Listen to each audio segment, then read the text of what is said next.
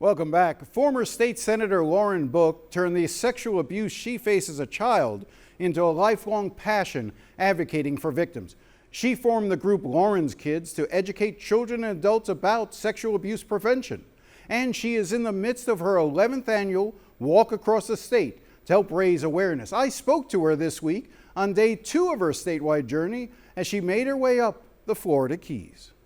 So this is all about awareness. We want people sharing their stories. And a special component this year to the walk is our Raising Our Voices. This is the Raising Our Voices tour. And we're going to have a special recording studio with us to have people share their stories. They can do so online or come out and share their stories. And we're going to chronicle those because we want these journeys. We want these stories being told. We want those voices being elevated because in doing so, we know that people will pay attention to this issue. And again, we don't want people or survivors to feel invisible. We want them to be heard. We want them to be seen because when people are aware of this topic, when they're aware of these issues and they have safety conversations, we know that 95% of sexual abuse is preventable with that education and that awareness. And so that's what we're working towards each and every day. This walk this year comes at the same time this country has focused so much attention on the Epstein files and talking about survivors. Tell me how that conversation, the backdrop of that conversation is impacting what you're doing this year. I think every single day we meet survivors, whether they're 96 or 9, who want their stories to be told. And we tell our survivors all the time, whether or not you went through the judicial process, whatever that found doesn't change the reality for you. But we're seeing at a national level with the Epstein files, are people's voices, people's stories being denied and abuse perpetuated when those who are in power continue to have that power can stifle the voices of others. And that's what we're trying to fight for. That's what we're trying to prevent. Because when we unify our voices, when we're loud and we talk about these things, we know we can prevent them. We're in schools every single day. We're with survivors all along the way who share their stories, who share their voices. Because again, when you're able to bring that power, truth to power, you can change the tide. And we are seeing that. We're seeing that change. We see people being brought to their knees for the things that happened many, many years ago.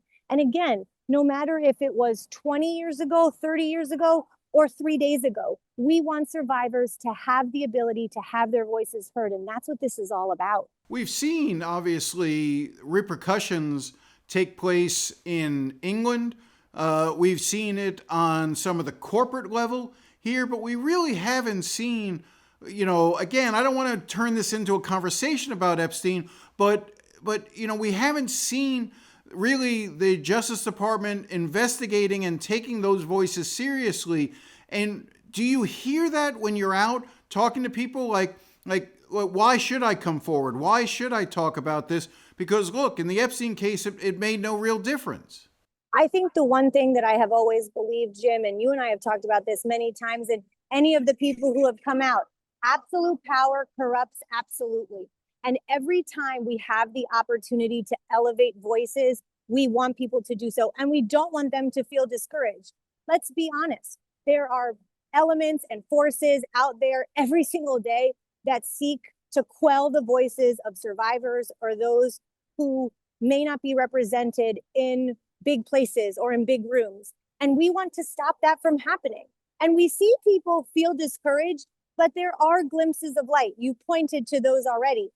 Do we get the big, gigantic flashpoint where somebody big is brought down? Not yet, not happening. But we aren't going to be deterred. We are going to continue to use our voices because that change happens incrementally. We're not going to stop. We've been doing this for 11 years. We have continued to walk. We have continued to advocate. And every single day we do so, we make a difference and we continue to chip away at it. You talk about hearing those voices and having people come up to you. Can you just share one particular interaction that you've had during one of these walks? I have to tell you, one of the most impactful interactions was probably 2 years ago. And it was a 96-year-old woman. She could hardly walk. She had a cane. She brought her family with her. Her husband had just died. And she said, this is the first time that I've ever been able to share the things that were happening. She was 98 years old. She raised her voice. She came out. She walked as she could. And we walked the rest of the day for her because she was, for the first time, feeling empowered enough to share the things that were happening or that had happened to her. That was a real story. But every time something happens, a survivor joins us, somebody pulls off on the side of the road and comes and shares a story. Some people just walk with us for a half a mile and they want to be a part. They didn't know. They saw the bus. They heard about it on the radio that morning.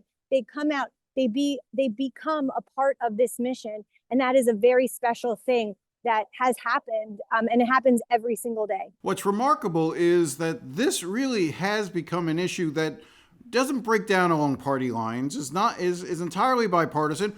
We're hearing the debate on the Epstein files, even the reaction just recently to the New York Times investigation into Cesar Chavez and the reaction to that. It's universal condemnation and the need for having some level of accountability. I guess that's where you can find some hope, is that in a time where we are so divided politically, that this crosses all party lines, whether it's in terms of speaking out in support of the victims or even those who are the abusers. It doesn't make a difference. Democrats are no more or less likely to be an abuser than a Republican is, and it crosses all dimensions. This issue cuts across all of those topics, all of those issues. It doesn't matter your political persuasion. And guess what? It also doesn't matter your age. Child sexual abuse happens in neighborhoods that have gated communities or not. People want to think or want to believe that it happens in those places over there. And the reality is it happens everywhere. The greatest risk factor, if you're a child, is being a child. And we would all agree that it shouldn't hurt to be a child. And all too often it does. Again, the most important thing is that we raise our voices. We talk about these issues. When I was in the legislature, it didn't matter which side of the aisle you were on. Everybody agrees that we shouldn't be sexually assaulting children. We should make sure that those who are doing wrong are brought to justice. I want to continue to bring that message to the forefront because, again, we are in a climate and in a place and in a space where people have done tremendously bad things. And we have to continue to raise our voices to bring those people to justice. We'll be right back.